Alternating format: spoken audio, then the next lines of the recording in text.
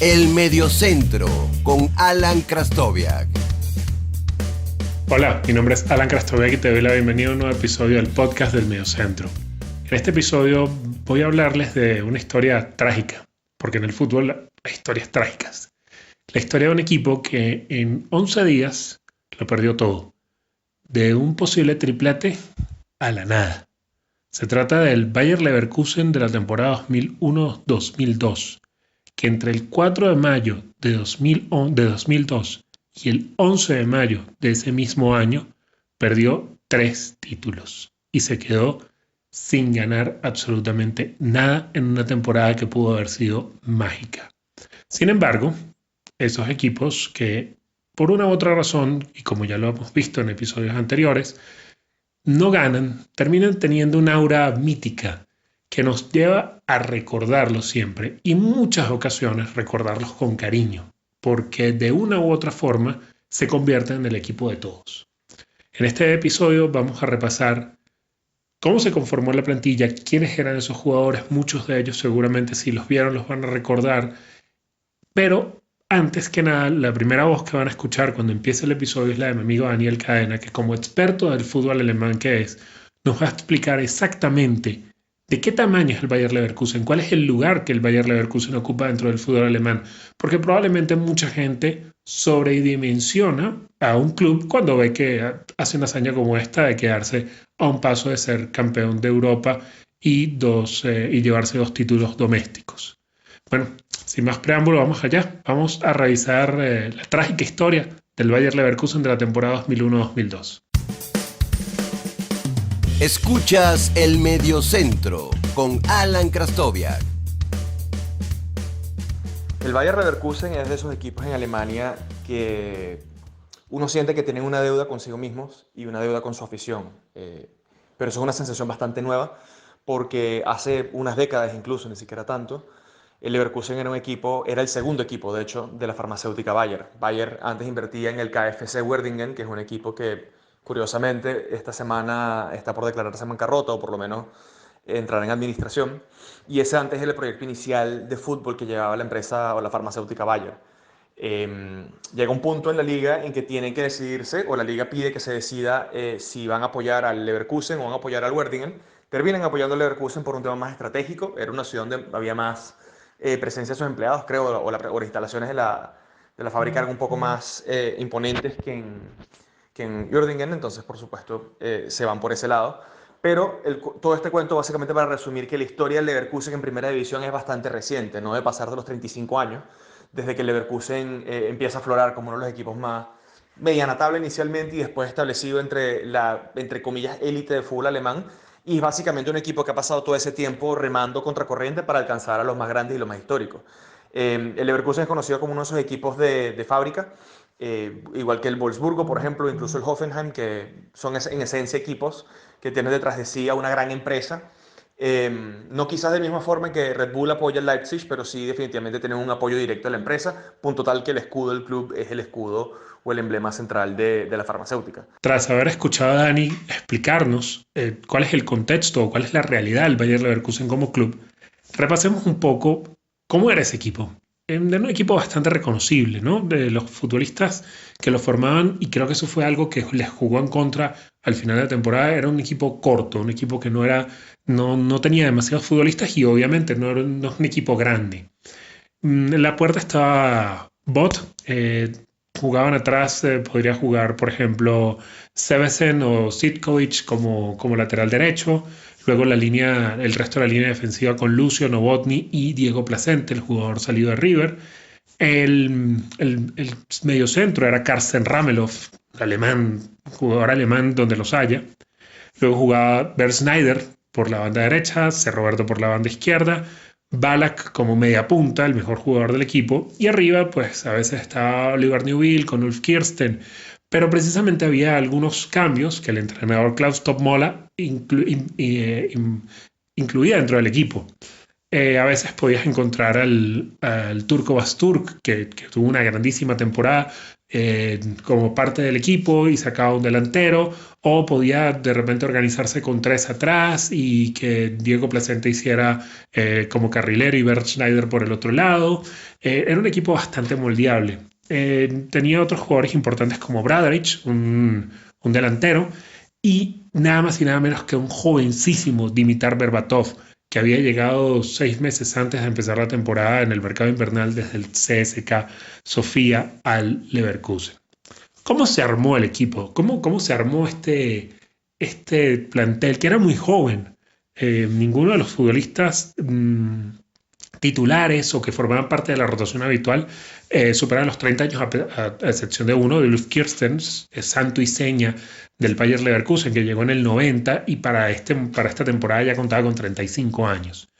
El portero Bot llegó libre desde el Hamburgo en el verano previo a esta temporada. Recuerden que Bot también fue portero del Bayern Múnich en la final que pierden contra el Inter de Milán en el Santiago Bernabéu. Luego Novotny había llegado en el 96 desde Karlsruhe, tenía 27 años, el capitán del equipo central.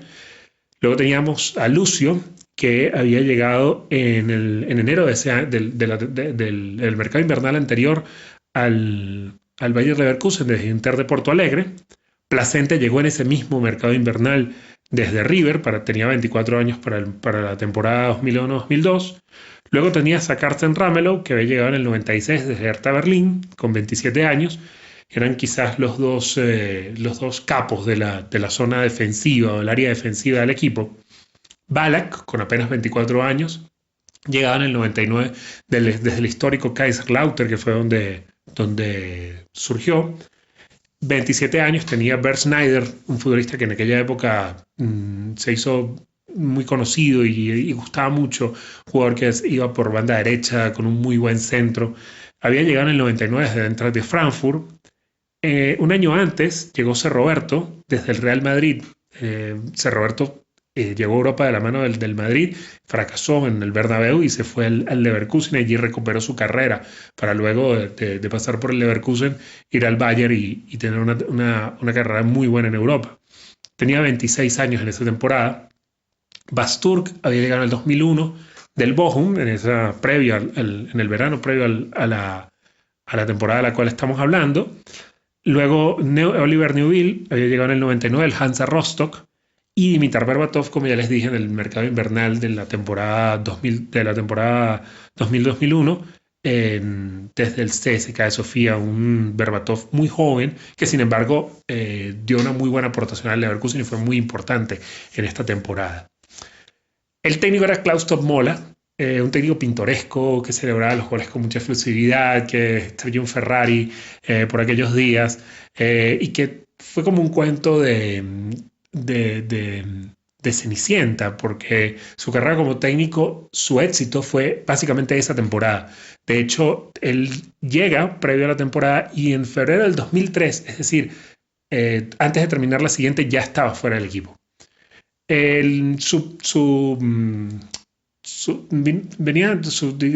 célebre por haber sido delantero del Kaiserslautern entre el 72 y el 80, donde marcó 108 goles en 204 partidos. Y hablando de goles, el principal goleador del Leverkusen en esa temporada fue Michael Ballack con 23 goles, luego Oliver Neuville con 22, Ulf Kirsten con 18 y como les comenté, Berbatov tuvo una aportación importante con 16. Este equipo pierde Bundesliga, Pokal y Champions League en 11 días. Pero no se olviden que en el verano se jugó el Mundial de Corea y Japón de 2002, que Alemania también pierde en la final, y en ese equipo estaba Carsten Ramelow, Oliver Neuville, Michael Ballack, Bert Schneider y George Bott, el portero. Es decir, estos 5 futbolistas perdieron 4 títulos, se quedaron a la puerta de 4 títulos entre mayo del 2002 y julio del 2002. Además eran entrenados por Rudi Völler, que está muy ligado al Bayer Leverkusen, hoy es director deportivo, se retiró en el equipo en el 96, luego de jugar 2 temporadas y además lo había dirigido en el año 2000. Tan buena fue la temporada del Leverkusen que en la votación del Balón de Oro, Ballack termina quinto, Bastur termina noveno por encima de Alessandro Del Piero, por ejemplo, y Bernd Schneider decimoquinto empatado nada más y nada menos que con un tal Juan Carlos Valero. En la siguiente parte de este episodio vamos a repasar cómo fue la campaña del Leverkusen, dónde se fueron los títulos y cómo van a ver que todo se derrumbó en cuestión de 20 días, de un mes. La temporada se fue al garete. En la próxima parte revisaremos eso. Escuchas El Mediocentro con Alan Krastoviak. Empecemos por la competición por la que todos recuerdan el Leverkusen, la Champions. El Leverkusen entra en la tercera ronda del torneo, la tercera ronda clasificatoria, y se enfrenta a la Estrella Roja de Belgrado, una Estrella Roja que ya obviamente no era el que había ganado un título de Copa de Europa en los 90. Quedan 0-0 en la ida de visitante, el Bayern logra ese resultado y luego en la vuelta del local gana 3-0 y se clasifica fácilmente a la fase de grupos, a la primera fase de grupos, porque en esta Champions era aún donde no había octavos de final, sino que se jugaba una primera fase de grupos y luego una segunda fase de grupos. En la primera fase de grupos queda enmarcado en el grupo F con el Barça, el Lyon y el Fenerbahce. Queda segundo del grupo con 12 puntos, 3 menos que el Barcelona, 3 más que el Lyon, que sumó 9, y el Fenerbahce no logró sumar ni un punto en ese grupo. Le gana el primer partido de visitante al Lyon 0-1, luego le gana 2-1 al Barça de local, al Fenerbahce de local también 2-1, ya sumaba 9 puntos a la mitad del grupo. Luego perdería con el Barcelona de visitante 2-1, le ganaría al Fenerbahce de visitante en Turquía 1-2, y el último partido lo pierde 2-4 con el Lyon ya clasificado, pero perdiendo la posibilidad de pasar primero. Pasar segundo lo deja nada más y nada menos en un grupo con el Deportivo La Coruña, el Arsenal y la Juventus. Aquí empieza la historia de matar gigantes del Bayer Leverkusen en esta Champions. Pierde el primer partido 4-0 con la Juve de visitante. Luego gana 3-0 al Deport de local. Y luego empata de local con el Arsenal 1-1. Eso quiere decir que le queda un solo partido de local en la segunda parte de partidos de este grupo y apenas había sumado 4 puntos. Empieza, digamos, la vuelta de los partidos y nada más y nada menos pierde el cuarto encuentro 4-1 contra el Arsenal en Londres. Es decir que le quedan 2 partidos, apenas tenía 4 puntos. Pero se recupera de forma inesperada, gana 3-1 a la Juventus de local y luego le gana 1-3 al Deport de visitante para clasificar primero del grupo con 10 puntos, junto con el Deport que también sumó 10 puntos, y dejar en el garete nada más y nada menos al Arsenal y a la Juve, ambos con 7. Si le faltaba historia a este camino del Bayern, nada más y nada menos se encuentran con el Liverpool en cuartos de final. El Liverpool los vence 1-0 en Anfield Road en el partido de ida, y en el partido de vuelta el Bayern se clasifica al ganar 4-2, no sin sufrir un poco, ya que en el 79 con un gol de Jari Litmanen, el finlandés que ustedes recordarán, el Liverpool se puso 3-2 y estaba clasificando. El gol para pasar de ronda llega en el minuto 84, nada más y nada menos que de parte de Lucio, el central brasileño. En semifinales le toca el Manchester United. En la ida en Old Trafford empatan a 2 y en la vuelta empatan a 1 con un gol de Oliver Neuville para clasificarse a la final, donde se encontraron con el Real Madrid, y esa historia hand en par prácticamente todos se la conocen. Muy pronto se pone el Madrid en ventaja con un gol de Raúl, un gol milimétrico que Raúl luego comentaría que lo mete porque estaba con el pinchado por una lesión. Lucio, cuando no, empata el partido del 14 y luego la volea de Zidane termina con las esperanzas del Bayer Leverkusen de reinar en Europa. Ese partido se juega el 15 de mayo, pero el 11 se juega la final de la Pokal, que también perdería el Bayer Leverkusen. Revisemos rápidamente cómo fue ese camino. La primera ronda juegan ante el Jan Regensburg, ganan 0-3. En segunda ronda le ganan 2-3 al Bochum. En 16avos 1-2 al Hannover. En cuartos de final 3-0 al 1860 Múnich, el otro equipo de Múnich. En semifinales ya le toca jugar una prórroga ante el Colonia, ante el Köln. Ganan 3-1 y la final la pierden 4-2 ante el Schalke 04. Este era el segundo título que se le escapaba al Bayer Leverkusen esta temporada y previamente se le había escapado el título de la Bundesliga.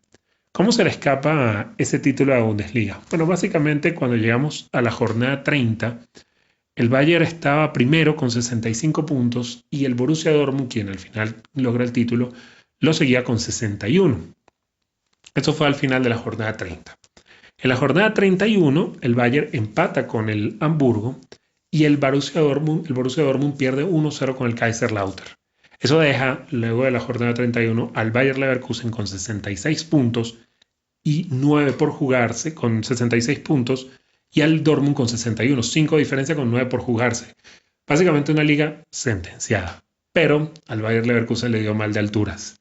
En la jornada 32 pierden 1-2 con el Bremen y en la 33 1-0 con el Nuremberg, mientras el Dortmund le gana 2-1 al Colonia y 3-4 al Hamburgo.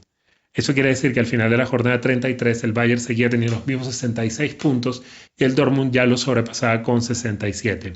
En la última jornada de la 34 el Bayern le gana 2-1 al Hertha y el Dortmund, no sin un poco de tensión y con un gol ya casi cerca del final, gana 2-1 al Werder Bremen y se lleva el título de la Bundesliga.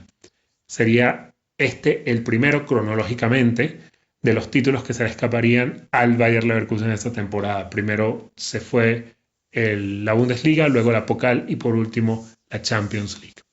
Al terminar la temporada, el Leverkusen no se desarma por completo, pero se van dos jugadores vitales, estructurales. Básicamente el mejor jugador alemán del momento, Michael Ballack, se marcha al Bayern Múnich y junto con él se marcha C. Roberto, futbolista incombustible en la banda izquierda, que era muy importante para el esquema de Klaus Toppmöller. El equipo va dando tumbos en la temporada 2002-2003 hasta que en febrero Toppmöller es cesado y logran salvarse incluso del descenso porque era la amenaza que tenía el Bayer Leverkusen ante sí. Hay gente que dice que todo puede cambiar en un día.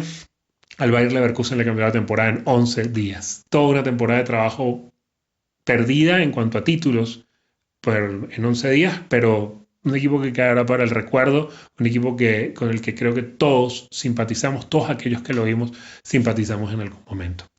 Les agradezco mucho por haber llegado hasta aquí. Recuerden que pueden encontrarme en Twitter como @Alan con @L_HA, que pueden encontrar el Instagram de este proyecto @elmediocentro, y les agradeceré mucho si se suscriben y comparten este episodio con sus amigos. Será hasta una próxima oportunidad.